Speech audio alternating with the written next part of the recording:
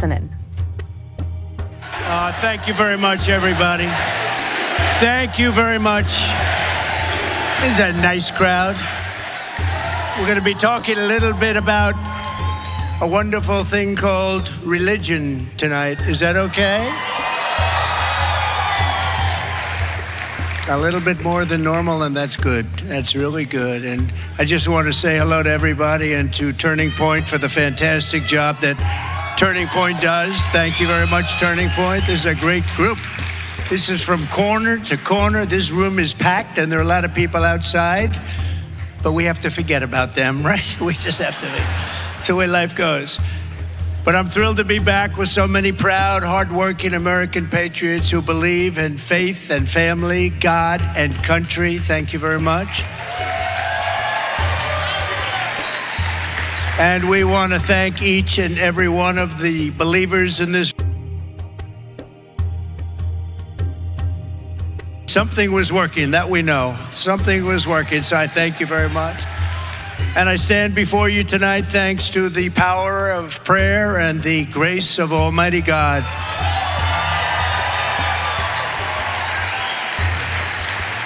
As I think you can see, I've recovered well, and in fact, just took off the last bandage off of my ear. I just got it off. I took it off for this group. I don't know why I did that for this group, but that's it. I think that's it. I hope that's it. Let me also thank Charlie Kirk for hosting this event and for his leadership, as well as Bishop Aubrey Shines. Thank you, Bishop. A great friend of mine, a tremendous woman of faith, Pastor Paula White is here, and she's been so incredible wherever you may be, Paula. Where's Paula? She is fantastic. Thanks, Paula. Pastor Jensen Franklin, one of the biggest, one of the most powerful, one of the greats. Thank you, Pastor. He's been with us from day one. Pastor Lorenzo Sewell, whose church I visited in Detroit, and this guy can speak. Where is he? He can speak. He spoke at the convention, and I'll tell you, nobody wanted to follow him. Where is he? Where is that pastor? Oh, hello, Pastor. Nobody wanted to follow him, I can tell you that. There was the people said, I'll pass. You were fantastic. Thank you very much, Pastor. It was an honor to be in Detroit, and we were in serious Detroit, right? That was the real Detroit. Thank you very much. So respected, such a wonderful man. And speaking of respect, Secretary Ben Carson, what a great guy. Nobody like him. Former ESPN anchor Sage Steele. Thank you, Sage. Sage has been terrific. She's been terrific, amazing person. Another amazing person is a man named Peter Navarro. Peter Navarro, a patriot, one of the best trade people ever. He understood China better than anybody but me. I understood him better. No, we both understood. Where is Peter? What a great guy. Peter, where are you, Peter? There he is. Peter, thank you very much. What a great guy. He got it. He got it. He was something special, and he's going to come back with us, I think. Peter, you coming back with us wherever? Yeah, there you are. Thank you, Peter. He's coming back. He really did. He understood trade. He understood it better than just about anybody. He understood how we were being ripped off for years and years and years, and nobody did anything about it. But we did. And today we're delighted to announce the launch of our new coalition, Believers for Trump. Believers, you're believers for Trump. As you know, 5 days ago, we officially defeated the worst president in the history of the United States, crooked Joe Biden. You know, I thought a lot about it. We defeated him. He was badly beaten, and you know, everybody was going to him said, you can't beat him. You're not going to beat this guy. You can't beat him. Get out, get out. We want you out. There was nothing nice about what they were doing. And they were saying, we want you out of the race. You're going to lose. We want to put somebody else in. How about that? It's like a prize fighter. He's losing badly, ready to be knocked out. And they say, well, wait, let's stop the fight. Let's put somebody else in. It doesn't work that way, and it's not supposed to work that way. And this really was a coup by the Democrats. This was a coup, nothing else. He got 14 million votes. I hate to stick up for Biden, but you know, he didn't want to do what he did. He said, I'll never go out. I'll never, ever go out. 2 days later, I'm proud to go out. Because the fascists went after him. They threatened him with the 25th Amendment. They said, we can do it the nice way or we can do it the hard way, Joe. That's what happened. I know as many people on that side as I know on our side, so to speak. But that's what happened. They said, we can do it the hard way. We can do it the easy way. 25th Amendment if you don't go. And he said, oh, I'll go. And now they're trying to make him into a brave hero. He's so brave. Last night the other night he made a speech behind the beautiful Resolute desk in the Oval Office. And look, I'm not looking to knock. I want to give people credit, or not credit. It was horrible. And then you turn on to like CNN and MSDNC, the worst. They're just horrible. And they're saying one of the finest speeches we've ever seen. I mean, Churchillian, somebody said. Winston Churchill. No, Winston had it on him a little bit. It was so bad, and they pretended it was good. And they're doing the same thing with her. She was a bum 3 weeks ago. She was a bum. A failed vice president in a failed administration with millions of people crossing, and she was the border czar. Now they're trying to say she never was the border czar. She had nothing to do with the border. She was the border czar. They're trying to take it. They're deleting it all over the place. They want to take it because we have the worst border in history. And 3.5 years ago, we had the best border that we've ever had. In fact, my chart that I looked over to the right, that chart, you know, the famous chart that showed we had the best numbers in history, at least recorded history on the border. That chart probably saved my life. Can you believe it? Because I looked over. If I didn't look over, I got a problem.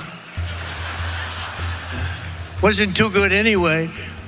Did you see the FBI today apologize? They said, well, it might have been a bullet, but it might have been glass. Oh, really? Where did the glass come from? Or it might have been shrapnel. Where did the shrapnel come from? No, they then said it was a bullet. They just try and do it. It just never ends with these people. They raid Mar-a-Lago. They do things so bad, so bad. Our country is so sick. But they apologize. We accept their apology. So now we have a new candidate to defeat the most incompetent, unpopular, and far-left vice president in American history. That's what she is, the most incompetent, but certainly the most far-left. Together, 4 months from now, we're going to defeat Kamala Harris, who a short time ago strongly fought to defund the police and the radical left Democrat Party. We're going to take back that very beautiful White House, and we're going to make America great again, guaranteed, and it's going to go fast. With your vote, I will defend religious liberty in all of its forms. I will protect Christians in our schools, in our military, in our government, in our workplaces, in our hospitals, and in our public square. And I will also protect other religions. We want that, right? Other religions. And we will bring our country back together, one nation under God.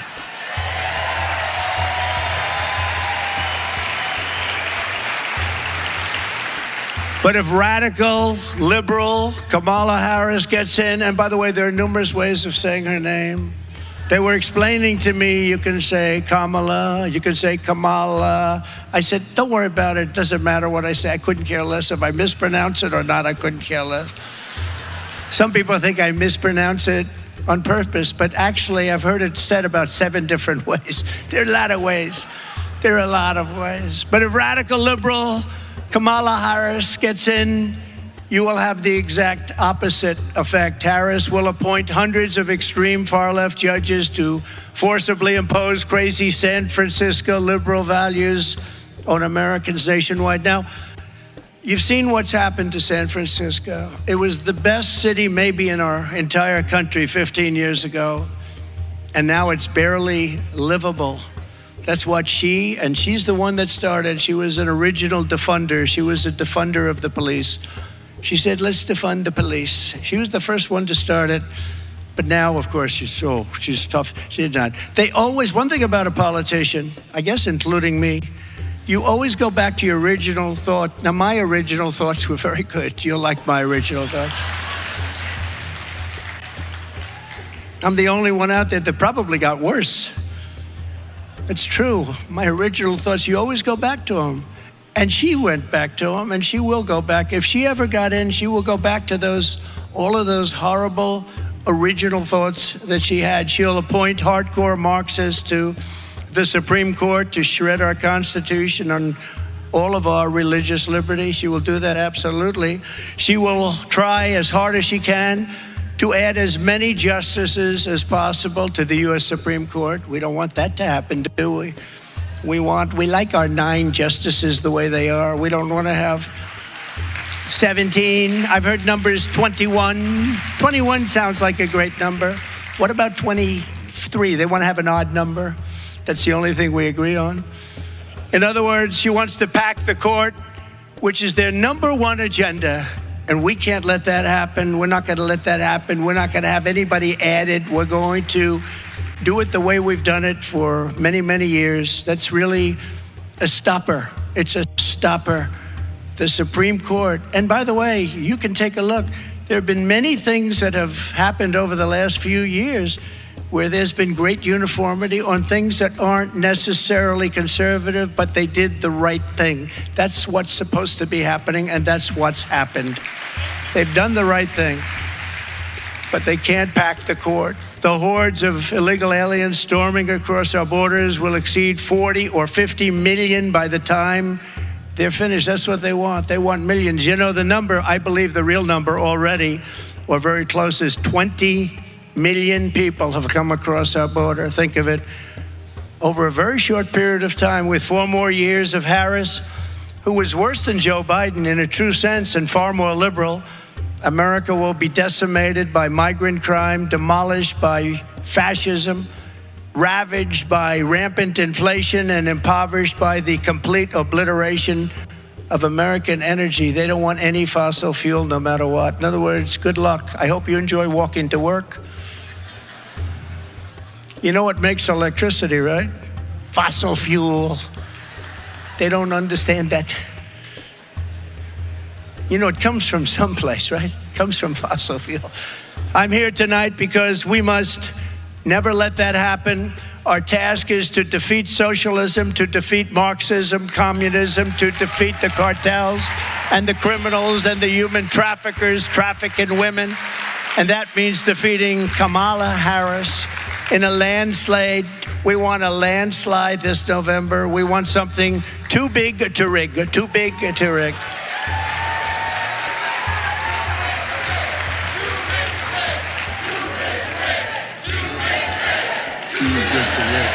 Too big to rig.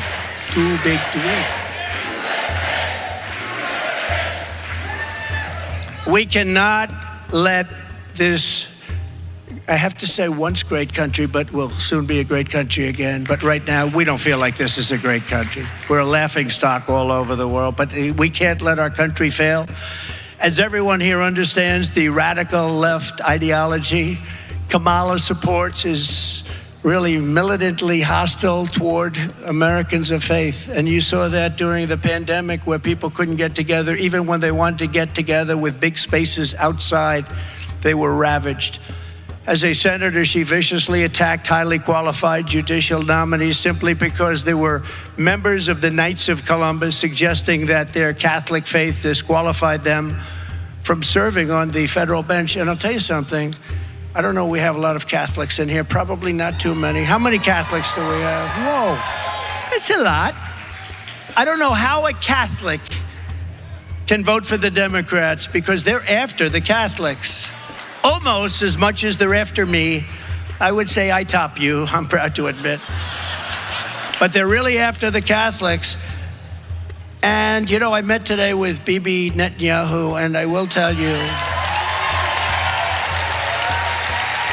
I asked him a question, and he said he's getting asked that question a lot. I said, how can a Jewish person or a person that loves Israel vote, think of this, vote for these parties? I mean, how can they vote Democrat?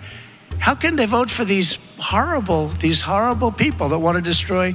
But I asked them, how did they vote for Democrats? Everything is negative. Everything, they want to stay in the way. They don't want to have victory. They want to stop you from having victory. They want to put you in jail. They want to persecute you. How does a Jewish person vote for a Democrat? And traditionally they have. No, traditionally they have. And we came to the conclusion it's mostly habit, because they have for 50 years. I mean, they have. That's what they've done. But how does a Jewish person vote for a Democrat? How does a Catholic person vote for a Democrat? With what they're doing to Catholics, I just don't get it. Somebody doesn't like Catholics in that administration, and I don't even know who it is. I don't think it's Biden, because I don't think he has any idea what the hell he's doing. I don't think he has any ideas on any subject. Kamala Harris supports California's outrageous new law trampling on parental rights and allowing minors to change their gender without parental notification or consent. Can you imagine? She's in favor of that, by the way. Or she was. She's probably losing. You know, they're losing as much as they can. But remember, a politician always goes back to where they started. Harris wants to forcibly compel doctors and nurses against their will to give chemical castration drugs to young children. You know that, right? She totally supports that. And she supports the Biden-Harris Title IX policy of forcing every public school in America to let men into women's and girls' locker rooms. Can you imagine? It's like, what are we doing? What? You know, the whole world is laughing at us. You do know that, right? We've gone wacko.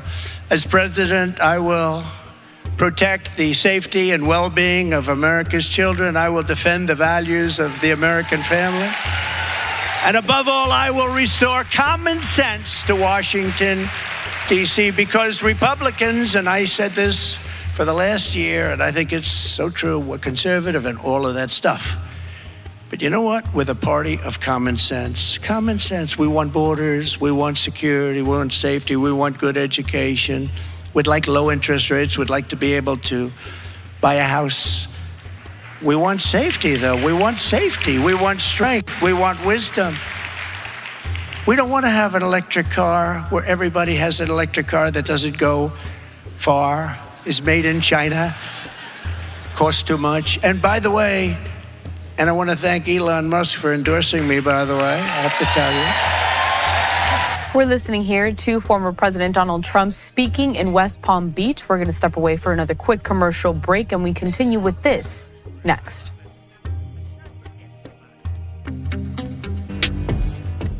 Tax-exempt status. So pastors were afraid because they need the tax-exempt status in order to do what they have to do. And we want to listen to our pastors. We don't want them to be silenced, because these pastors are incredible people. That's right. I listen to you. Sometimes I don't listen well enough, though, I will say. You know, Franklin Graham, you probably heard me say this. I said it a couple of times, but he's a great guy and always been a supporter of mine. He was never a supporter of people politically, probably can't be, but he was always a supporter, and openly. But he wrote me a letter a few weeks ago. He said, President Trump, I love listening to your stories. You're a great storyteller. That was very nice. He said, but please, if it's possible, it'll be even better. Don't use foul language. He told me, please, do away with foul language. If you don't use foul language, it will be even better. And I thought about it, and I tried it for a couple of nights, actually. Actually, it didn't work out so well. It was, you know, when I get to the punchline, I'm ready to use that one word, just one, Franklin, one word. And then I use a politically correct word, and the whole thing just falls flat. But I try. I'm trying, Franklin, I'm telling you. No, he's a good man. He's a good man. I issued guidance making clear that the right to freedom of worship does not end at the door of a public school. We know that. I was the first and only president to convene a meeting at the United Nations to end religious persecution worldwide. That's the first president to do it. They didn't want to get into it. All of these very religious presidents that you've had, you know, religious in quotes, they said, no, we'll pass on that. But I went and I did it, and I was proud to do it. For 4 years, I stood proudly with our friend and ally, the State of Israel.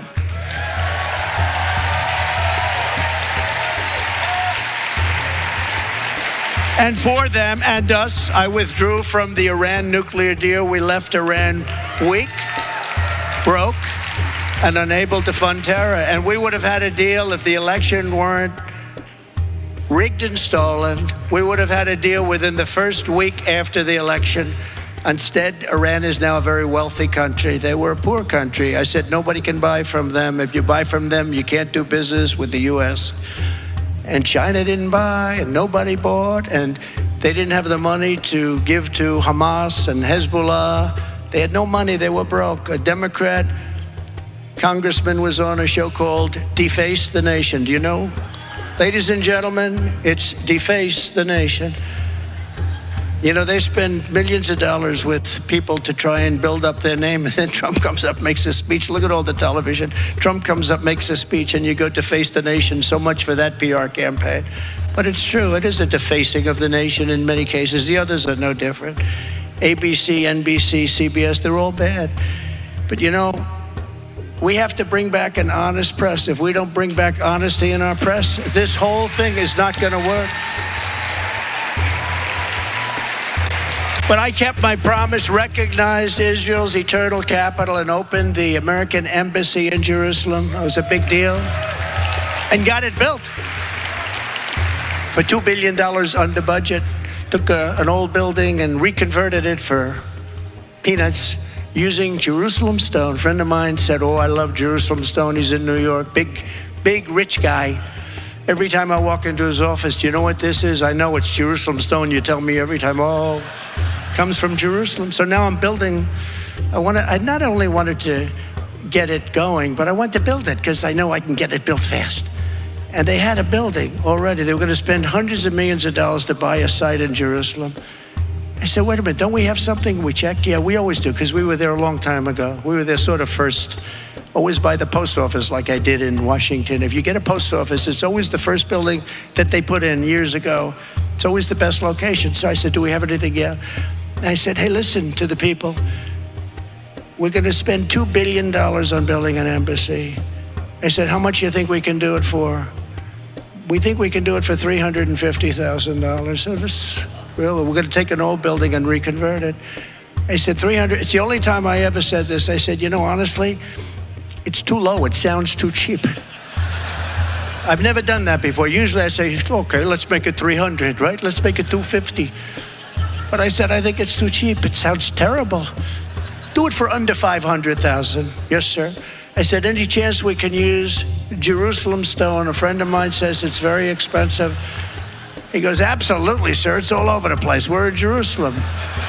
So we built the whole thing out of Jerusalem stone. Can you believe it? And got it done for nothing. And it's beautiful. It's a beautiful embassy.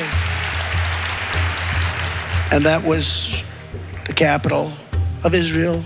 Every president for decades and decades promised that they were going to do that. Capital of Israel, Jerusalem. But I even got the building built. And we got it built. We had a beautiful opening. I went. It was a beautiful opening. And I had a young lady named Ivanka there. We had our great first lady there. We had a lot of my children, a lot of my friends. It was a beautiful opening. Remember, it was always going to be a disaster if you do that. And every president was going to do it. They got to the office. They go into the White House. All of a sudden, they get hit by every side. They never did it. They never could get it off. I understand it. There was tremendous pressure not to do it. But I got it done. I got the building built, and it was a great thing. We opened it, and there were no problems, you know. People said there were going to be big problems. There would be bloodshed all over the Middle East. It never happened. It never happened. And we had it recognized, Jerusalem, as the capital of Israel. It was a great thing. It was a great day, actually. I also recognized Israeli sovereignty over the Golan Heights. I never even said I was going to do it. I mean, the fact is, I've done more for Israel by far than any other president, not even close. And with the historic Abraham Accords, as you know, we created peace in the Middle East. Unfortunately, they didn't add any countries to it, but we will. By contrast, Kamala Harris stabbed Israel in the back in its great hour of need. 2 days ago, she refused to attend the speech in Congress of the Prime Minister of Israel. She said, "Oh, I can't make it." There was just a small group of people, but they couldn't make it because that's her original thought. That's where she comes from. She doesn't like Jewish people. She doesn't like Israel. That's the way it is, and that's the way it's always going to be. She's not going to change.